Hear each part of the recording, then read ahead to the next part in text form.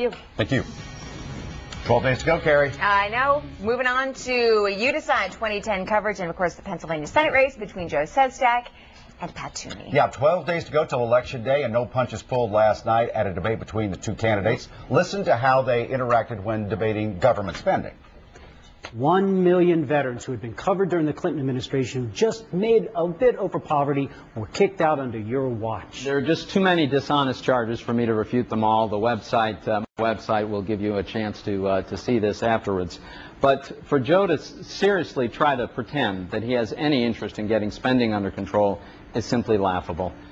I was watching last night. I thought it was a pretty darn good debate. Yeah. Gloves came off. A brand new poll out this morning from Muhlenberg College for the Allentown Morning Call, that newspaper, shows Democrat Joe Sestak leading Republican Pat Toomey 44% to 41% among likely voters. A big undecided group, 15%. Yeah. Pat Toomey is with us this morning. Good to see you. Morning, guys. Good to see you. Thanks for having me. What do you want to respond to first? The government spend. Let's go right back to the poll numbers there, sure. because you've been coming on for months here, and we normally put up the Rasmussen poll where you're up by 10, 11, 12, 9 points. Closing. What's happened?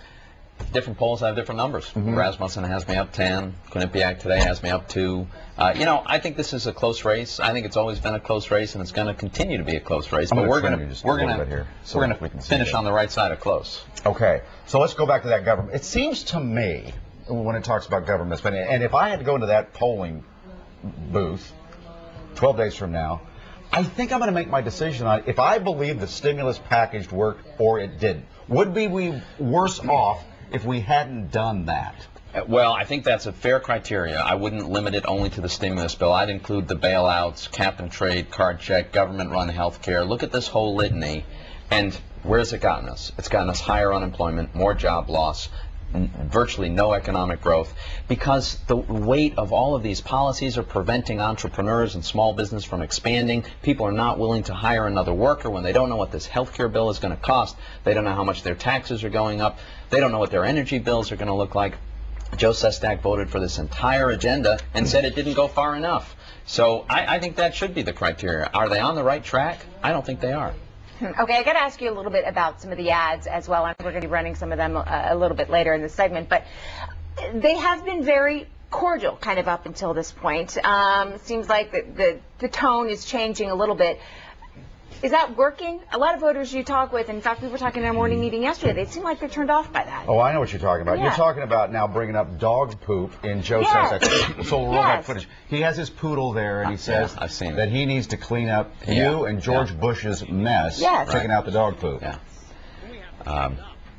Do you want to comment on that? Yeah, go ahead. Yeah. I got to tell you, I think it's ridiculous. First of all, I couldn't believe that he would run an ad like that. But the fundamental thing is that Joe wants to claim that he wants to hold everybody accountable. The person he doesn't want to hold accountable is himself. I've been out of Congress for 6 years. He's been in Congress the last 4 years. He wants to blame this mess on me.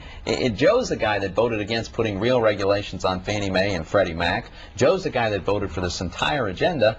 And, so he's got to try these distractions to get away from his record. He said he had to do it. He didn't want to vote for the stimulus package, but he had to clean up George Bush's mess. So he says he had to do the bailouts. He's voted for every single bailout that came down the pike. Even when a majority of House members voted against continuing the bank bailouts, Joe voted for it. I was opposed to all those bailouts. But then Joe goes further. He introduces his own bailout bill. He wants taxpayers to bail out underwater mortgages, in addition to all the other bailouts. So he's just on the far left fringe of the Democratic Party. It's interesting that ad, too. It looks as if you were a candidate with George Bush at one point, like you were the vice president or something. And then last night in the debate, he was trying to link you to Sarah Palin. Yeah, it's like... Do you have her endorsement?